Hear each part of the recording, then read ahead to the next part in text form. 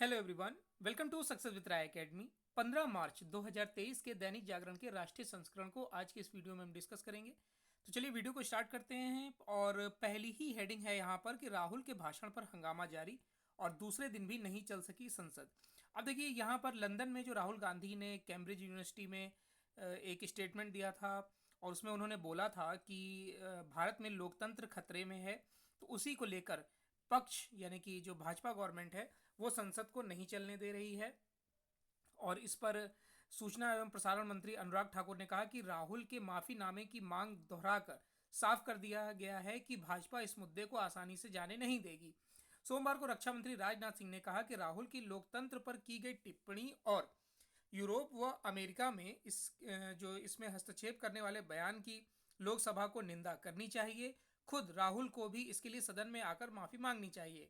हंगामे के बाद सोमवार को दोनों सदनों की कार्रवाई बाधित रही थी। मंगलवार को भी लोकसभा और राज्यसभा दोनों सदनों की कार्रवाई शुरू होते ही भाजपा समेत सत्ता पक्ष के सांसदों ने राहुल गांधी से माफी मांगने को नारा लगाना शुरू कर दिया। उधर विपक्ष ने भी प्ले कार्ड लहराकर अदानी हिडनबर्ग विवाद पर जेसीबी जेपीसी की मांग का नारा लगाना शुरू कर दिया। हंगामे के कारण पहले दोपहर 2 बजे तक और फिर पूरे दिन के लिए दोनों सदन को स्थगित कर दिया गया। नेक्स्ट न्यूज है कि पहले के मुकाबले साफ हुई है देश के 95 शहरों की हवा। केंद्र सरकार ने दावा किया है कि नेशनल क्लीन एयर प्रोग्राम में शामिल 131 शहरों में से 95 शहरों की आबो हवा में पहले के मुकाबले काफी सुधार हुआ है। कई शहरों में यह बदलाव औसतन 50% तक हुआ है। केंद्र सरकार का ध्यान प्रोग्राम में शामिल ऐसे 33 शहरों पर है जहां वायु प्रदूषण के स्तर में कोई बदलाव नहीं हुआ है या फिर वह बढ़ गया है। वहां सरकार जल्द ही बड़ा अभियान चलाने की तैयारी में है। 3 शहरों के वायु प्रदूषण में बदलाव की जानकारी उपलब्ध नहीं हुई है। केंद्र सरकार का इस संदर्भ में जोर इसलिए भी है क्योंकि नेशनल क्लीन एयर प्रोग्राम में शामिल सभी शहरों में वायु प्रदूषण के स्तर में वर्ष 2024 तक 20 से 30% तक सुधार का लक्ष्य रखा गया है।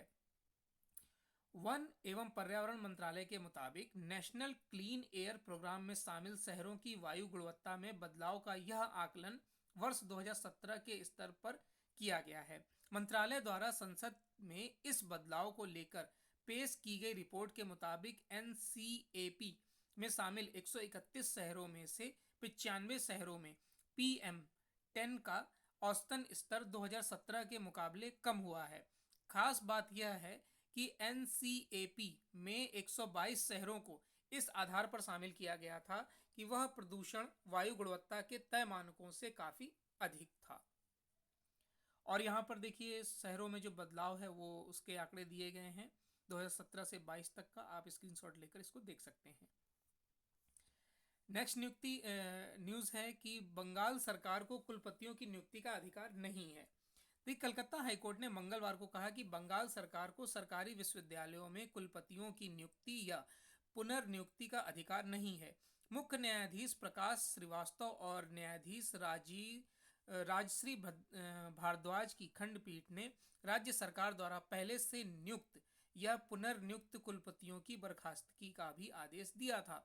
वर्ष 2021 में राज्य के तत्कालीन राज्यपाल जगदीप धनखड़ ने कलकत्ता विश्वविद्यालय, जादवपुर विश्वविद्यालय और प्रेसिडेंसी विश्वविद्यालय सहित 24 विश्वविद्यालयों में कुलपतियों की नियुक्ति पर आपत्ति जताई थी। गत वर्ष इस मामले में अनुपम बेरा ने भी जनहित याचिका दायर कर आरोप लगाया था कि राज्य सरकार ने 24 राज्य विश्वविद्यालयों के कुलपतियों की विश्वविद्यालय अनुदान आयोग द्वारा निर्धारित मानदंडों का पालन किए बिना नियुक्तियां या पुनर्नियुक्तियां की गई हैं। चलिए नेक्स्ट न्यूज पर आते हैं। नेक्स्ट न्यूज है कि देश में नक्सली हिंसा में 77% की आई है कमी। नित्यानंद राय, केंद्रीय गृह राज्य मंत्री जो नित्यानंद राय हैं, उन्होंने बताया लोकसभा में एक लिखित प्रश्न के उत्तर में कहा कि पिछले 12 वर्षों में भारत में नक्सली हिंसा में 77% की कमी आई है और संबंधित घटनाओं में होने वाली मौतों की संख्या में भी 90% की कमी आई है। उन्होंने कहा कि नक्सली उग्रवाद से संबंधित हिंसा का भौगोलिक प्रसार काफी कम हो गया है और 2022 में 45 जिलों के केवल 176 पुलिस स्टेशनों ने संबंधित हिंसा की सूचना दी है। 2010 में 96 जिलों के कम से कम 465 पुलिस थानों ने वामपंथी उग्रवाद से संबंधित हिंसा की सूचना दी थी। राय ने कहा कि नक्सली उग्रवाद से संबंधित मौतों की संख्या 2010 में 1005 के सर्वकालिक उच्च स्तर से घटकर 2022 में केवल 98 रह गई है। चलिए नेक्स्ट न्यूज पर आते हैं।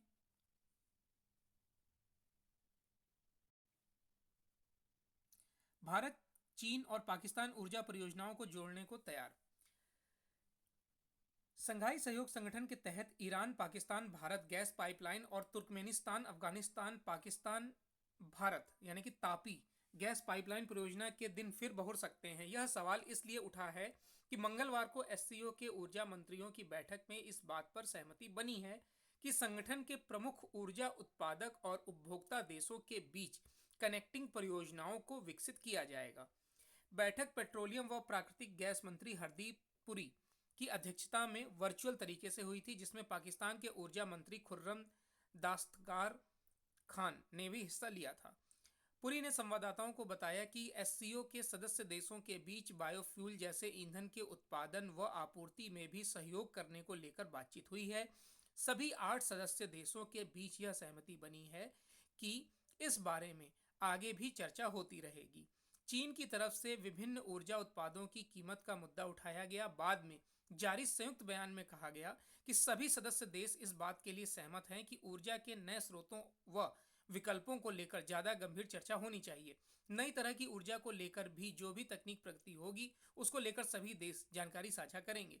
ऊर्जा स्रोतों से जुड़ी कनेक्टिंग परियोजनाओं के विकास में आपसी सहयोग पर बनी सहमति इसलिए महत्वपूर्ण है क्योंकि चीन की तरफ से इसे खास तौर पर बढ़ावा दिया जा रहा है। नेक्स्ट है कि G20 SAI बैठक में शामिल नहीं हुई अमेरिका व पश्चिम देश। देखिए, भारत की तरफ से G20 के तहत आयोजित SAI-20 बैठक में अमेरिका व उनके प्रमुख समर्थक देशों की अनुपस्थिति काफी चौंकाने वाली है। G20 देशों के सुप्रीम ऑडिट संस्थानों यानी कि SAI की 2 दिनों तक चली बैठक मंगलवार को समाप्त हुई। बैठक में America, Britain, Germany, Japan, France, यूरोपीय संघ, कनाडा और चीन ने हिस्सा नहीं लिया।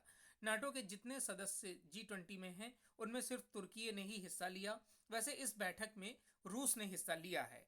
इन प्रमुख देशों के शामिल नहीं होने के बावजूद SAI-20 ने सितंबर 2023 में G20 की शिखर बैठक के बाद जारी होने वाली रिपोर्ट के जीरो ड्राफ्ट को मंजूरी दे दी है।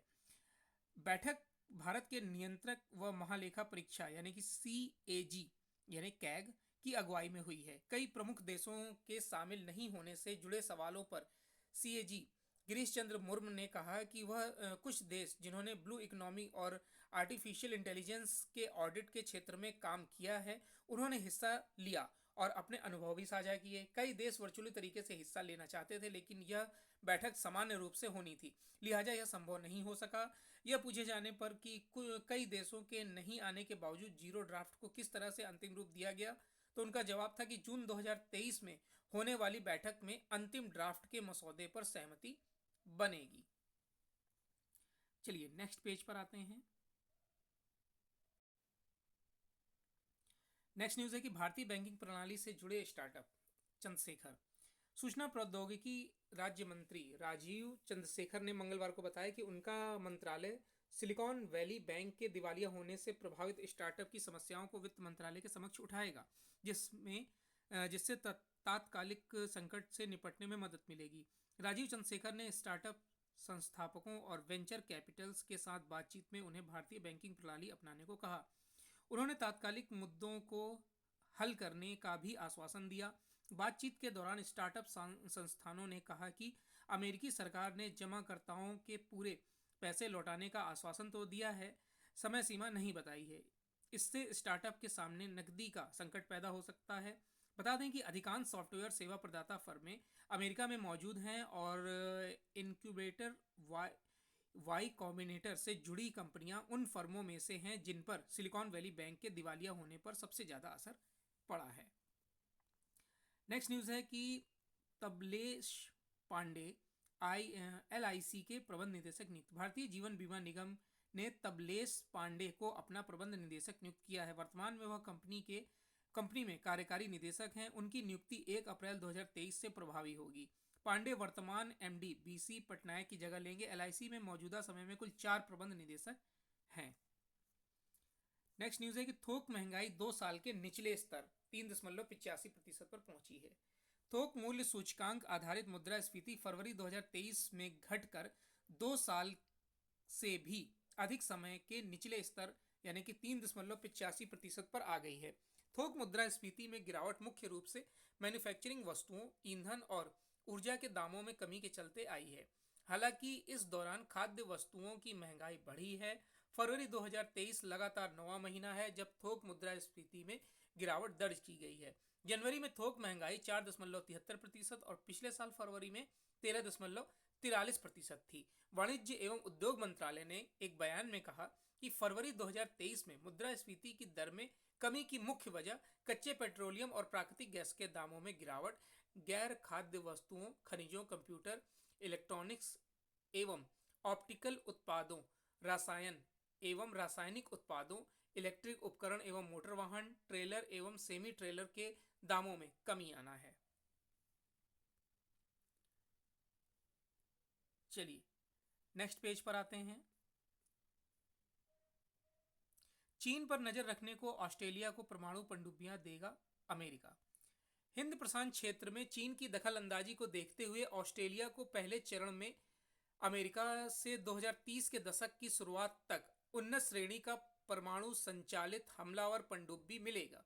इसके लिए अमेरिका, ऑस्ट्रेलिया व ब्रिटेन ने त्रिपक्षीय समझौते के विवरण को संयुक्त रूप से सार्वजनिक कर दिया है। वहीं रूस के साथ चीन ने मंगलवार को इस समझौते को परमाणु अप्रसार संधि का उल्लंघन करते हुए एक खतरनाक एवं गलत रास्ता बताया है। एक ऑस्ट्रेलियाई रक्षा अधिकारी ने बताया कि इस ऐतिहासिक समझौते के तहत 2055 तक परमाणु संचालित पनडुब्बी कार्यक्रम पर 368 अरब ऑस्ट्रेलियाई डॉलर खर्च होंगे।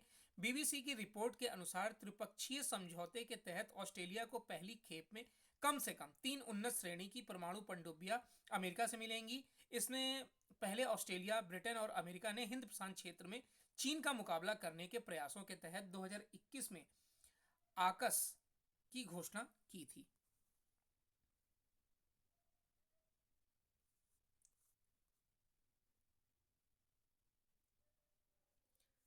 चलिए तो ये आज का 15 मार्च 2023 का दैनिक जागरण का राष्ट्रीय संस्करण था। आई होप आपको वीडियो अच्छा लगा होगा। अगर वीडियो अच्छा लगा हो तो लाइक और शेयर कर दीजिएगा। वीडियो देखने के लिए धन्यवाद।